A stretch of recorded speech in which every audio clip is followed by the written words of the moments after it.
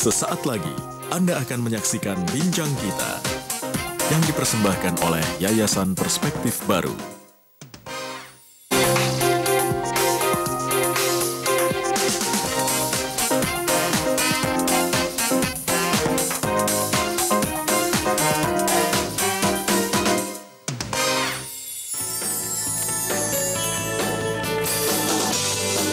Halo, selamat pagi saudara. Bincang Kita kembali hadir menjumpai Anda bersama saya Jen Girsang. Hari ini saya akan mengajak Anda berbicara mengenai topik menyelamatkan gambut Indonesia, menyelamatkan kehidupan dunia. Saudara, hutan gambut adalah ekosistem yang sangat berharga karena memiliki berbagai fungsi penting seperti mengatur iklim dan air, menyimpan karbon hingga menyokong mata pencaharian masyarakat setempat. Dan kerusakan lahan dan hutan gambut ini tidak hanya merugikan ekosistem dan masyarakat, namun dapat juga memberikan sumbangan pada perubahan iklim global. Nah, seperti apa sih pencegahan dan solusi yang dapat kita lakukan? Mari kita bahas selengkapnya di Bincang Kita.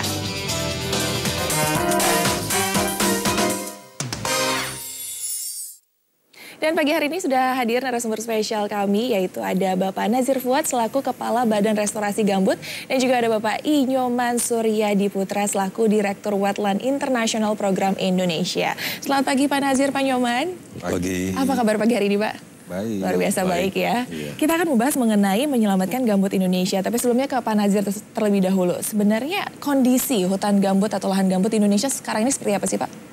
Ya, total lahan gambut di Indonesia itu sekitar 16 juta hektar begitu. Yang kami identifikasi, kami pantau, kami analisis itu ada sekitar setengah yang masih bagus, 8 juta hektar sekian masih bagus keadaannya. Iya. Bagus dalam arti hutannya masih baik, vegetasi di atasnya. Sistem hidrologi, sistem air gambutnya masih baik dan selalu terendam dan basah. Jadi ini yang harus kita pertahankan. Nah, sekitar 7 juta hektar sekian ini dalam keadaan yang sudah mulai terdegradasi atau rusak. Dari 7 sekian juta yang terdegradasi rusak itu ada 2,7 juta yang rusaknya parah dan terbakar setiap tahun. Nah, ini yang harus kita fokus memperbaiki lagi yang 2,7 juta tadi agar menjadi basah kembali dan tidak mudah terbakar. Nah, itu tepatnya di wilayah mana tuh Pak? Di 7 provinsi di Indonesia yang paling banyak Papua, ada 4,9 juta hektar lahan gambut. Tapi Papua ini gambutnya rata-rata masih baik. Yang rusak hanya 70-80 ribu, jadi saya masih bagus sekali.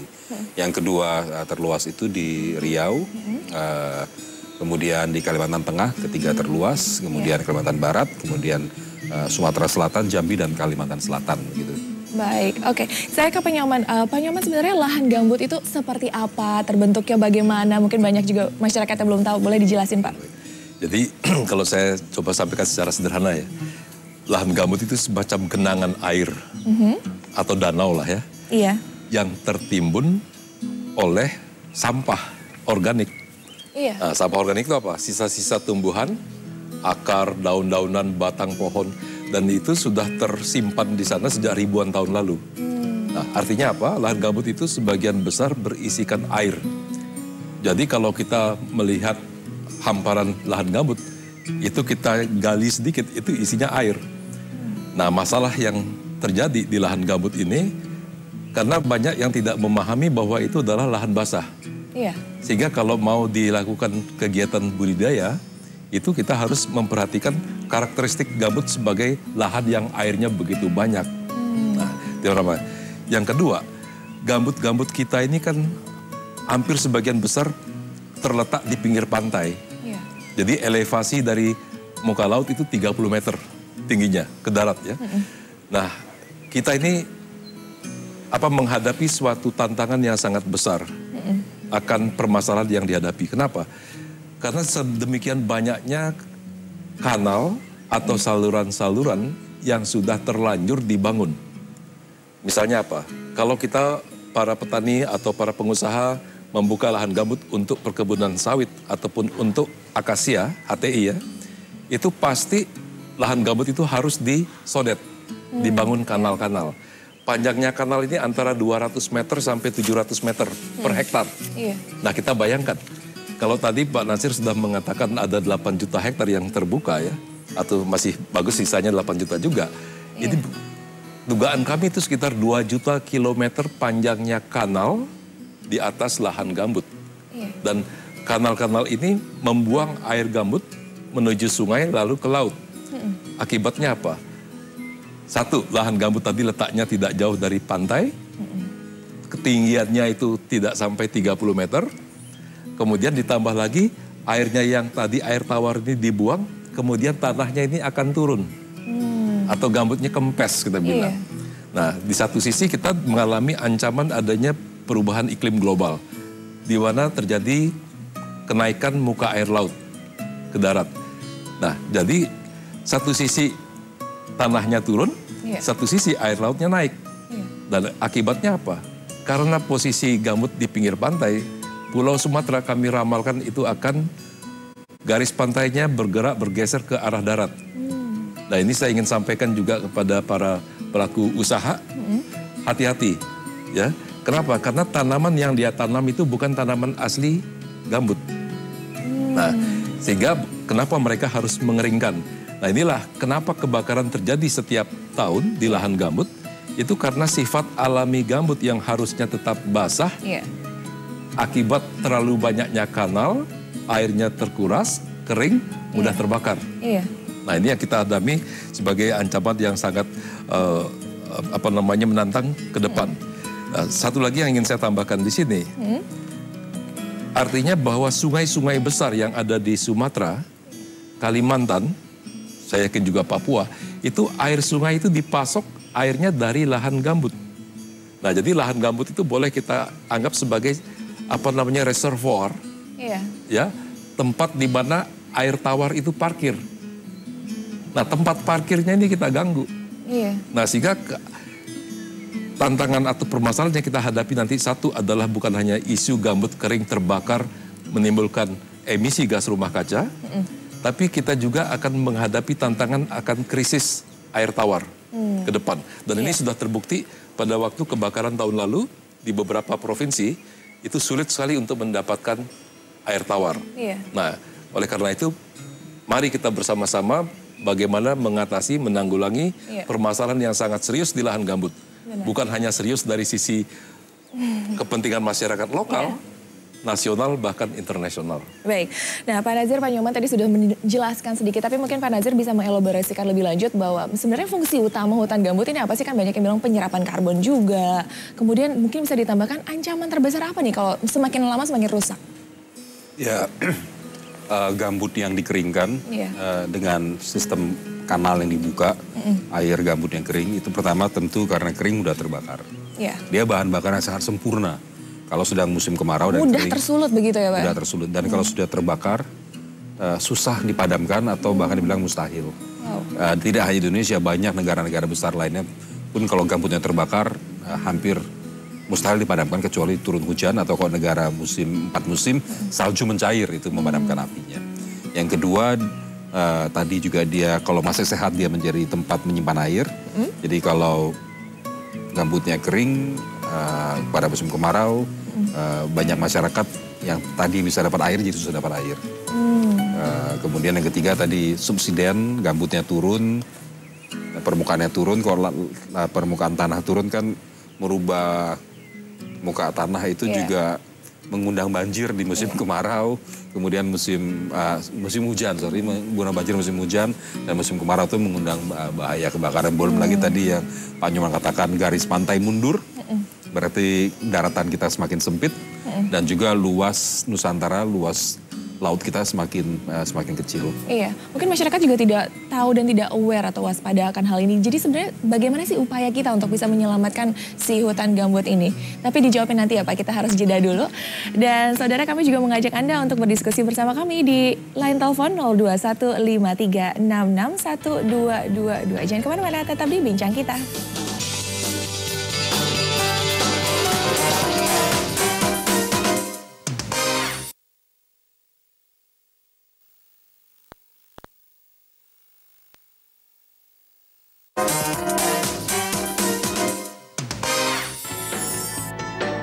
Terima kasih Anda masih menyaksikan Bincang Kita dan kami masih membahas mengenai menyelamatkan gambut Indonesia. Masih bersama narasumber saya, Pak Nyoman dan juga Pak Nazir. Pak Nazir, kita kembali melanjutkan tadi pertanyaan yang terputus adalah upaya apa sih yang harus dilakukan untuk menyelamatkan lingkungan kita di hutan gambut ini? Ya, tadi ada dua tipe yang saya bilang, 1 8 juta hektar masih bagus. Iya. Itu dijaga, jangan lagi diberikan izin untuk dikeringkan dan ditanami dengan tanaman yang hanya cocok buat lahan kering. Itu kita jaga, tidak lagi boleh bangun kanal. Nah, sekarang yang rusak. Yang rusak itu yang paling parah 2,6 juta sekian hektar yang langganan terbakar, terus hampir setiap tahun terbakar. Ini harus kita cegah jangan terbakar lagi, karena dia terbakar karena kering akibat kanal-kanal itu. Kanalnya mau kita tutup. Kalau kanal ditutup, air yang mengeringkannya itu juga bisa dihindari, sehingga ketika air hujan turun, airnya tersimpan di lahan gambut. Lahan gambutnya airnya naik dan mulai lembab, mulai basah kembali. Pada musim kemarau tidak mudah terbakar, pada musim kemarau cukup ada air sehingga masyarakat bisa memanfaatkan. Jadi upaya kita merestorasi fungsi hidrologi, fungsi tata airnya dengan menutup-nutup kanal. Nah, sejauh ini restorasi dari si lahan gambut itu seperti apa, Pak? Mengalami kendala atau tantangan tertentu? Ya, kita telah memetakan 2,7 juta hektar ini sebagian besar berada di lahan budidaya. Hanya kecil sekali yang berada di lahan konservasi atau lahan lindung yang memang dirambah orang, rusak gitu ya. Jadi ini perlu penegakan hukum, sembari kemudian melakukan kegiatan bersama masyarakat sekitar merestorasinya. Nah, lahan budidaya ini yang mungkin lumayan berat tantangan ya, karena sebagian pengusaha sudah dapat izin untuk buka lahan gambut. Membuka ini dengan cara bikin kanal, tadi mengeringkan. Nah, ini kita harus mengeluarkan instruksi untuk menutup kanalnya semua. Ketika air muka naik, itu ada juga kekhawatiran tanaman yang ditumbuh di atasnya bisa mematikan. Karena tanaman kan cocok buat lahan kering. Ketika ini airnya naik menjadi lahan basah dan menjadi rawa, tanaman-tanaman lahan keringnya mati seperti sawit. Ini kendala yang memang harus kita pikirkan jalan keluarnya seperti apa. Tetapi kami juga ingin mendorong masyarakat yang punya lahan lahan gambut yang rusak dan tidak bisa diwarga dengan baik itu membuat pertanian yang cocok di lahan gambut dengan tanaman-tanaman tertentu yang kita sudah identifikasi hanya tumbuh di lahan gambut dengan baik dan punya nilai ekonomi. Baik. Nah, kalau dari Pak Nyoman sendiri tanggapannya seperti apa untuk kegiatan restorasi lahan gambut ini? Kemudian mengingat juga banyak pelaku usaha yang ternyata punya izin begitu ya. Seperti apa, Pak? Jadi kalau tadi saya sudah sampaikan bahwa kerusakan ini akibat kanal kan. Kami mengestimasi panjang kanal ini sudah mencapai 2 juta kilometer. Kami sudah membuat eksperimen di Kalimantan Tengah. Jadi kanal-kanal itu kita tutup, di-sekat. Nah, kemudian bagian yang disekat ini dijadikan kolam ikan. Dan produktivitasnya tinggi sekali. Jadi pernah saya sampaikan bahwa di dalam program restorasi gambut, saya sarankan juga melibatkan Kementerian Kelautan dan Perikanan ya. Artinya apa? Kalau kanal sudah demikian banyaknya, kalau kita tutup, harus kita manfaatkan. Sebagai apa? Sebagai kolam ikan. Nah, itu yang pertama. Jadi kita sekat itu kanal, dijadikan media untuk budidaya ikan. Ikan-ikan rawa ya. Nah, kemudian di sepanjang tepi kiri kanan daripada kanal, ini untuk daerah gambut yang sudah terlanjur dibuka, itu kita tanami pohon-pohon asli. Bukan sawit, bukan akasia. Tapi tanaman asli yang bisa tahan dengan genangan air. Nah, kenapa? Karena tanaman sawit maupun akasia ini fakta di lapangan itu sudah pada bertumbangan, pada doyong, miring. Kenapa? Karena lantainya itu turun, amblas ya, subsidan tadi kan. Nah, sehingga akarnya muncul, tanamannya tumbang. Nah, kalau misalnya di sepanjang kanal kiri kanan ini kita mulai mensosialisasikan agar ditanam jenis-jenis tanaman asli bisa jelutung, kemudian ramin dan sebagainya, sehingga pada saat di mana di tengah ini sudah tidak bisa lagi digarap, tanaman ini akan tumbuh dan bisa dimanfaatkan secara ekonomis. Baik. Nah, kembali kalau dari Pak Nazir, dari Badan Restorasi Gambut itu sendiri, upaya atau pilot project yang dilakukan untuk merestorasi hutan gambut seperti apa? Ya, ada 4 kabupaten prioritas yang kami harus kerja tahun ini, sesuai dengan instruksi Presiden. 1 di Riau, 1 di Kalimantan Tengah, dan 2 di Sumatera Selatan. Yang kita sudah mulai launching programnya yang di Kalteng dan di Riau. Yang di Kalteng itu melakukan banyak proyek pembasahan dan mulai mengidentifikasi praktek pertanian lokal, bahkan peternakan, perikanan lokal masyarakat Dayak Dan ini mau coba kita buat lebih ekonomis. Sehingga ada insentif bagi masyarakat untuk menjaga lahan gambut sembari dibasahkan lahan gambutnya.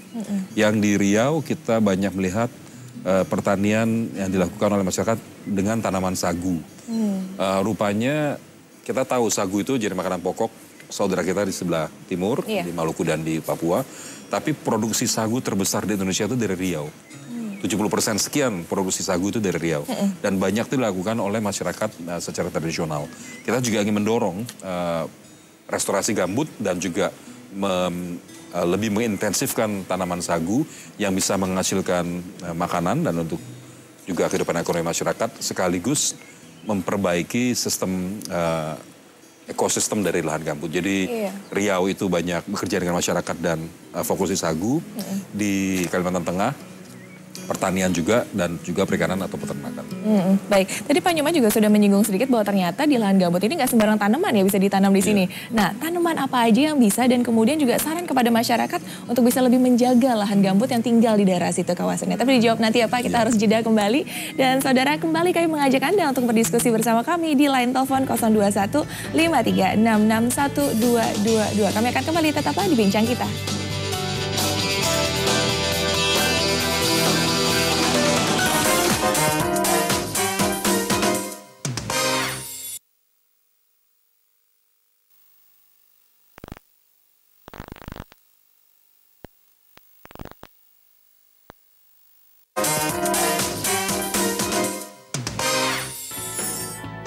Terima kasih Anda masih menyaksikan Bincang Kita dan kami masih membahas mengenai menyelamatkan gambut Indonesia. Masih bersama narasumber saya, Pak Nazir dan Pak Nyoman. Pak Nazir dan Pak Nyoman, pagi ini sudah ada penelpon dari Riau. Langsung kita angkat ya Pak. Halo, selamat pagi. Halo, selamat pagi. Iya, silakan dengan Ibu siapa? Dengan Mira dari Riau. Baik, silakan langsung pertanyaannya Bu. Iya Pak, saya mau nanya nih Pak. Karena di banyak perusahaan yang di lahan gambut, dan saya tinggal di Riau, itu kira-kira kelanjutannya diapain ya Pak ya? Apakah ada sanksi apa gimana untuk biar semoga tahun ini kita nggak kebakaran hutan lagi aja sih Pak? Oke, baik. Terima kasih Ibu pertanyaannya. Langsung silakan ditanggapi loh. Iya, makasih Ibu. Saya ikut merasakan karena saya sering sekali ke Riau. Bagaimana keadaannya kalau musim kemarau dan kebakaran. Jadi sekarang perusahaan-perusahaan yang punya konsesi lahan gambut yang telah bangun kanal mengeringkan lahan gambut, kita perintahkan untuk sedekat kanal. Kanal ditutup begitu. Dan sudah ada keluar peraturan menteri kalau masih terbakar itu akan diambil alih oleh pemerintah area yang terbakarnya. Diambil alih itu bukan berarti langsung dicabut izinnya. Diambil alih ini dalam artian pemerintah memberikan instruksi mereka harus melakukan kegiatan 1, 2, 3, 4 begitu. Yang bernuansa restorasi tentunya gitu, bukan produksi ekonomi lagi. Kalau dalam 2 tahun perusahaannya gagal melakukan itu, izinnya dicabut. Kalau berhasil, mereka dipersilakan melanjutkan kegiatannya, tapi menitik beratkan pada restorasi gambut dalam artian gambutnya dibasahi, air muka dinaikkan, sehingga tidak mudah lagi terbakar. Ini yang kita dorong. Baik, ini tidak hanya di Riau, tapi juga seluruh Indonesia. Ini bisa menjadi solusi begitu ya para pelaku usaha dan juga pada daerah di tempat mereka berlaku usaha tersebut. Nah, kalau ditambahin dari Pak Nyoman, tips kalau misalnya untuk masyarakat sipil seperti apa untuk menjaga, terutama di daerah Riau tadi juga. Jadi ini, tadi saya katakan bahwa gambut terlalu banyak kanal, airnya terkuras, tanahnya turun kan? Subsiden. Kalau seandainya kita harus merestorasi, jadi yang mana dulu? Apakah airnya kita kembalikan dulu, dinaikkan, atau boleh tanam pohon dulu? Ya. Nah, jadi saya sarankan kepada masyarakat petani di daerah juga termasuk pengusaha, itu sebaiknya sebelum tanahnya terlanjur turun terlalu banyak, karena gambut itu akan turun rata-rata sekitar 5 cm per tahun. Nah, kalau dia sudah turunnya terlalu banyak, dia akan menjadi genangan. Kalau sudah tergenang akan sulit ditanami. Nah, makanya segera lakukan, tahan airnya, terus pilih jenis-jenis tanaman yang tahan dengan air banyak atau lahan basah ya. Misalnya jenis tanamannya ada banyak yang punya nilai ekonomis. Nah, misalnya ramin, kemudian jelutong, dan sebagainya. Hanya memang petani atau pengusaha harus sabar untuk menunggu hasilnya bisa dipanen. Baik, kita sudah terhubung dengan penelpon lagi. Halo, selamat pagi. Halo, selamat pagi. Iya, dengan Ibu siapa di mana? Ibu-ibu semua. Saya Kinan dari Jakarta. Iya, silakan Ibu pertanyaannya. Untuk ke Pak Nazir ya, mau tanya nih Pak, Ya. BRG dalam melakukan tugasnya kan pasti butuh kerjasama dengan Pemda. Nah sejauh ini Pemda tuh kooperatif nggak ya dalam upaya restorasi gambutnya?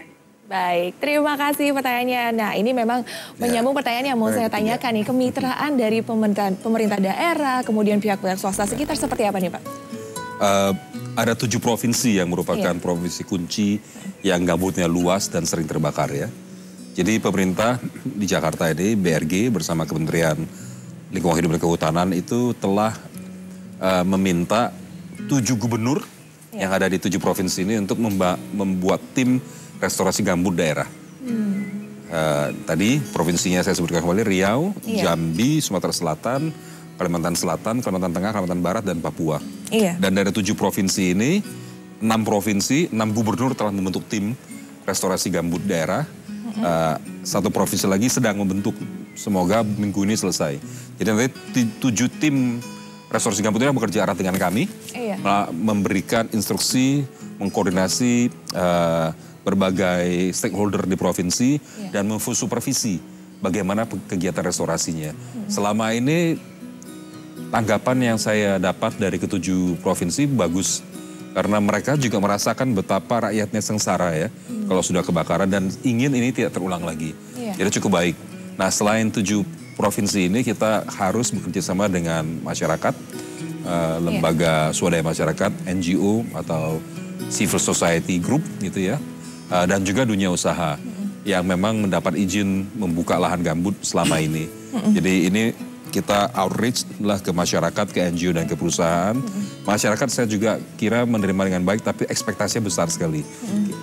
Karena sudah terbakar berpuluh tahun, ingin melihat hasil dengan cepat. Kita berlomba dengan waktu memang.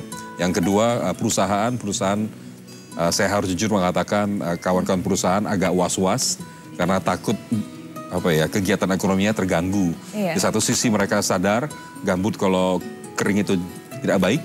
Di sisi lain juga mereka khawatir kalau terlalu basah tanaman mereka mati karena itu tanaman lahan kering. Saya ingin katakan bahwa kegiatan restorasi gambut itu memang butuh waktu. Kita kemarin sempat diskusi dengan ahli-ahli dari Jepang dan menyaksikan sendiri bagaimana pemerintah Jepang, pemerintah pusat dan pemerintah provinsi itu melakukan restorasi gambut di Pulau Hokkaido. Untuk area yang luasnya hanya 300 hektar sekian, kegiatannya itu butuh 10 tahun. Hanya 5 tahun untuk perencanaan dan mencapai kesepakatan dengan NGO dan masyarakat petani di situ. 5 tahun berikutnya melakukan kegiatan restorasi, kegiatan fisiknya, total 10 tahun dengan 300 hektar. Cepat ya begitu ya Pak? Kita 2,7 hektar. Dan Presiden minta 5 tahun harus selesai. Baik, semoga nanti dengan dukungan berbagai pihak lebih dipercepat selesainya begitu ya Pak ya. Pak. Nah, baik dari Pak Nyoman terkait harapan Bapak ke depan seperti apa? Harapan saya adalah 1, hentikan kegiatan pembukaan lahan gambut. Artinya saya sangat setuju dengan yang disampaikan Pak Presiden, moratorium untuk ekspansi sawit di lahan gambut dan juga tanaman akasia. Terus yang kedua, jadi masyarakat harus ditingkatkan kesadarannya bahwa kebakaran bukan hanya sekedar asap yang naik ke atas permukaan bumi, tapi asap itu disinyalir mengandung bahan-bahan kimia berbahaya. Karena demikian banyaknya bahan-bahan herbisida yang juga dipakai di perkebunan. Nah sehingga kalau terjadi kebakaran gambut ini dampaknya bukan hanya masalah sosial ekonomi, tapi juga masalah kesehatan masyarakat secara luas. Baik. Terakhir singkat saja Pak Nazir, target ke depan harapannya dari Bapak? Ya 2,7 juta hektar yang harus kami restorasi, kita butuh kerjasama yang erat, dukungan berbagai pihak, dan kita harapkan kooperatif, terutama rekan-rekan dari dunia usaha. Kemudian kami menghimbau seluruh komponen bangsa juga untuk menjaga 8 juta yang masih sehat. Dan itu betul-betul karena Presiden menjadikan itu salah satu prioritas program beliau di 5 tahun ini. Baik, terima kasih Pak Nazir dan Pak Nyoman atas waktunya, nggak terasa sudah 30 menit. Terima kasih dan saudara, kita sedang mengalami masalah besar akibat kerusakan lingkungan hidup. Dengan menyelamatkan gambut Indonesia, kita juga dapat menyelamatkan dunia. Semoga obrolan hari ini bermanfaat. Saya Jen Girsang pamit undur diri, selamat pagi dan sampai jumpa.